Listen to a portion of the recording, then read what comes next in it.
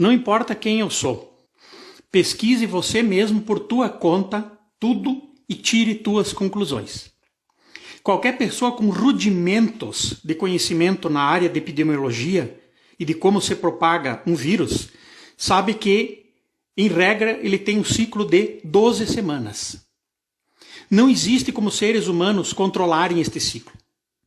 Um vírus é um organismo extremamente pequeno e que se difunde de forma muito rápida e fácil. Não existe como você barrar a propagação dele.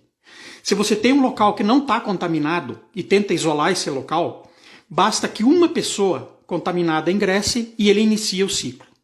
Se você tem um local contaminado e quer confinar as pessoas lá para que elas não contaminem outras áreas, basta que uma pessoa saia e ela vai gerar o ciclo aonde ela passar. Isto não tem como ser evitado. Medidas imbecis, tipo o fechamento do comércio que foi decretado por muitos governadores e prefeitos, apenas transformam este ciclo num ciclo de 12 semanas para um ciclo de 13, 14, 15, seja lá quantas semanas for o isolamento.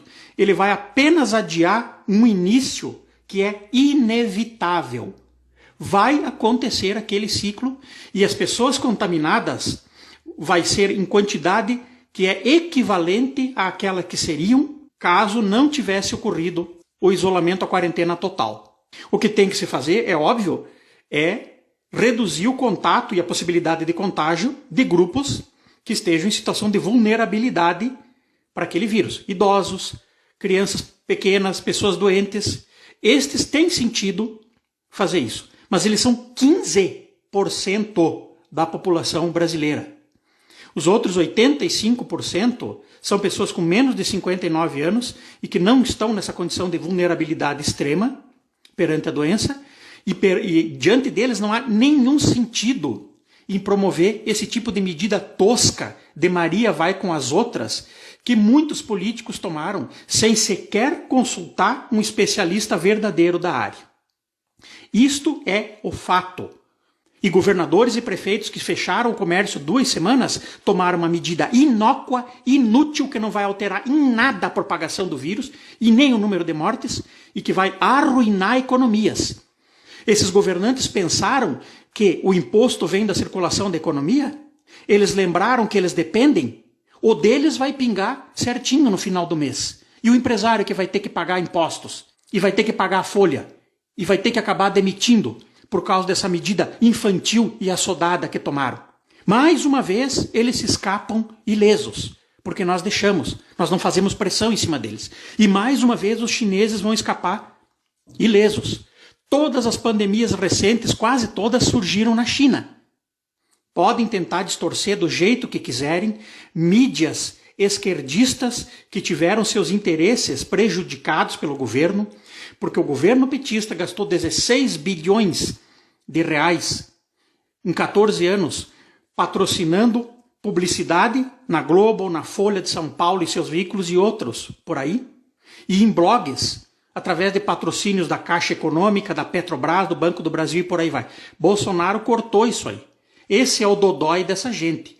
Eles querem de todas as formas criar pânico, criar histeria para prejudicar a economia, para não dar o gosto de o governo dizer que está recuperando a terra arrasada que o PT deixou, que agora ninguém mais lembra. Ninguém mais lembra os estádios padrão FIFA, construídos em detrimento dos hospitais. Ah, mas a situação da Itália, mas a situação dos Estados Unidos. Você mora na Itália ou nos Estados Unidos? Não, né? Você conhece a situação da população italiana? Você sabe qual é a densidade demográfica, a média de idade, o nível de doentes que tem lá? Aposto que não. Vá pesquisar quem são a maioria dos mortos do vírus lá.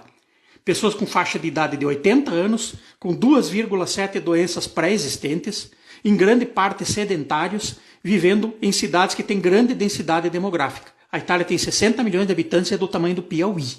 E está no meio do inverno. Os Estados Unidos têm regiões com alta densidade demográfica, grandes centros urbanos, Chicago, Nova York, Boston, que estão agora no inverno e lá é frio. É natural que tenha maior índice de contaminação e mais contaminação fatal. Aqui no Brasil, o HN1, que é um vírus muito mais perigoso e com maior índice de letalidade, causou na epidemia que ocorreu aqui alguns anos atrás, 50 mil casos e 1.200 mortes, mais ou menos. É mais ou menos o que vai se produzir agora. Provavelmente vai ter um pouco mais contaminados, confirmados, e o número de mortes não vai ser expressivamente maior do que isso. Não foi feito esse tipo de medida na época, porque se sabia justamente que a única forma de controlar uma epidemia é adquirindo imunidade.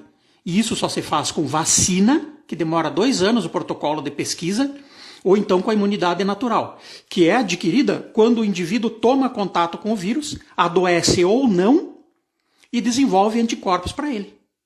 Bolsonaro está certo, sim. Ele nunca falou que era uma gripezinha.